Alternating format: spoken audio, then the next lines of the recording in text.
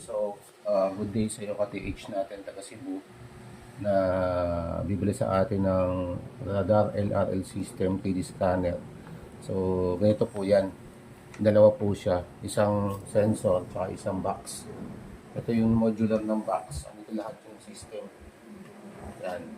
So, meron yung 3D nakalagay. Tapos yung up and down. And tapos yung reset. Okay. May dowsing, go and walk. Connected. Tsaka ito. So, mayroon ditong charging port tsaka power antenna na pwedeng tanggalin. Ayan. So, ngayon, testingin natin bago natin ipadala para makita ni Sir. Ayan, yung radar. Okay, so, itong taga Cebu, papadala natin sa Cebu.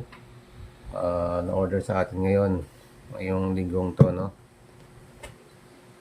Testingin natin. Pag on ko, may nakalagay yung Tesla LRL B4B tsaka 3D scanner yung menu. Diyan yung menu, nakalagay Tesla LRL B4B 3D scanner. Pwede itong dowsing, pwede sa Tesla to. Kaya ang gagawin natin, bago natin i-testing, nakabukas mo ng laptop, tapos Bluetooth. Ito, dapat naka-pair siya, yung Bluetooth niya. Check mo yung Bluetooth muna, pero naka-pair na talaga yan. Tinignan ko lang, ayan, naka-pair na. LRL system. Naka-pair na yan, automatic na yan. Sinet up ko na. Ngayon, punta mo na lang ito. Itong visualizer 3D. Click mo lang yan. Pag-click, yan, lalabas. Then, i-click mo yung parang folder dun sa baba ng file. Then, nakalagay na dyan yung lahat ng new project. Kung baka nakaset na yan, wala ka nang babaguhin. Ganyan ang itsura. So, okay ka na lang. Pwede kang zigzag sa scan mode o kaya parallel, pero ang gagawin ko parallel lang. Okay ko. Yan. So, dapat connected na siya, mag-red siya. Para paired na yung ano ng Bluetooth. So, ang gagawin natin, pupunta tayo dito, dapat makabukas na rin to. Buksan natin to. Yan. Okay? So, ito yung sensor. Ngayon, pupunta tayo sa 3D scanner na nakalagay. 3D scanner, okay natin. Tapos, 3D scanning. Pwede live scanning, pero ang gagawin natin sample ngayon is 3D scanning. Yan. Okay, so ground scanning. So, ito na naman na gagawin mo. Ito naman hawakan natin. So, gagawin natin dito. Wala tayo ng konti lang. Wala mga ilan lang. Ganyan. So, tututukan ko lang. Tututok lang ako para makita mo yung image doon. Yan. So ganyan po ang paghawak. Ganyan din po ang paghawak. Ilang degree lang. So ganyan po ang paghawak. Tapos may push button dito kada pindot. Pindot dito. Click. And push button. Kada ganon, lakad yun dapat. Pero sa ngayon wala pa lumalabas. Tapusin natin yung 10 pindot para may lalabas siya na image. Ayan. Ayan. Ayan na. Ayan.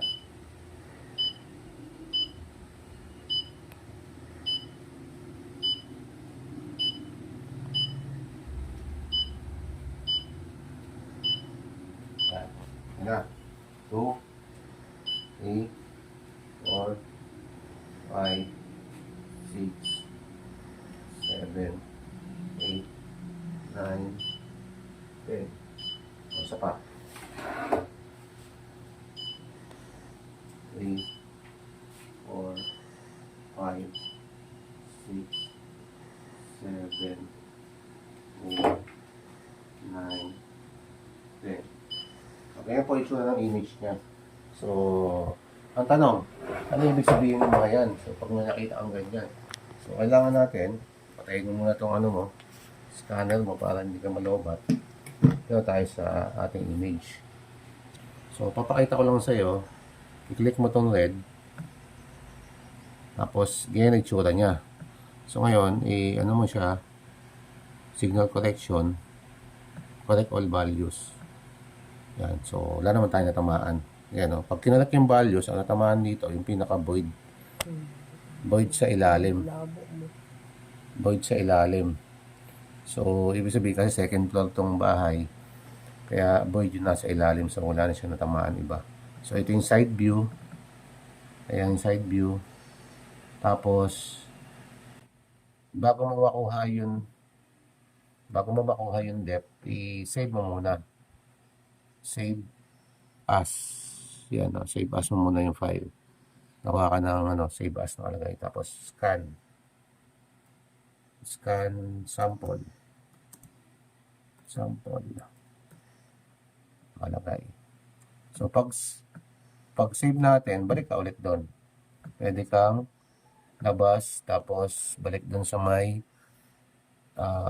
na-scan natin, file, open, tapos sample, scan sample, ayan.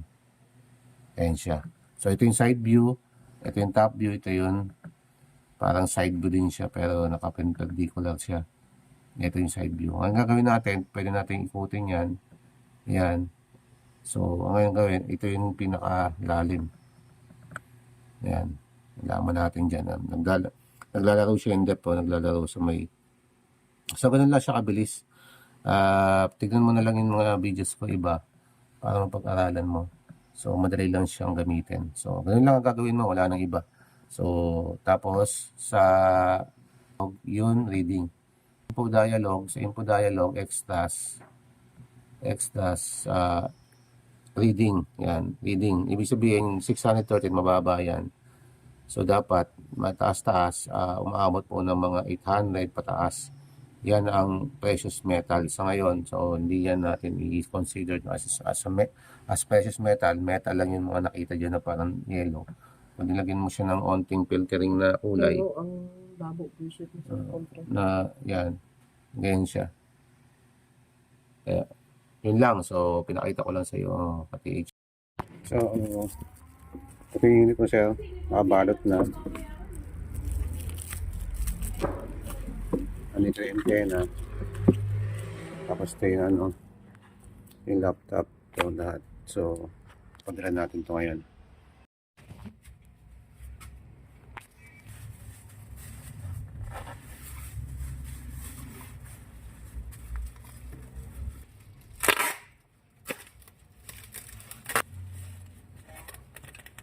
Walang pala. Yung naka-reserve.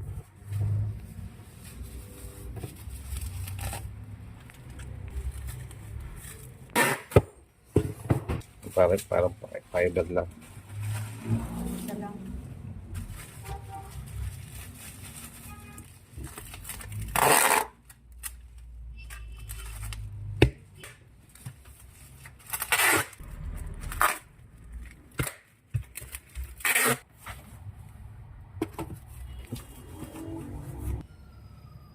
Guys, so papadala na natin to kay Sir, no? Ngayon, yan, LBC this morning.